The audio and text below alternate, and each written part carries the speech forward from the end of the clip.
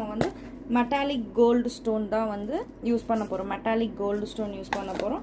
And இதுக்கு நம்ம use பண்ண போகிற ஸ்பாஞ்ச் அண்ட் ட்வீசர், ஸ்டோன்ஸ் திருப்பறதுக்காக வந்து ட்வீசர்.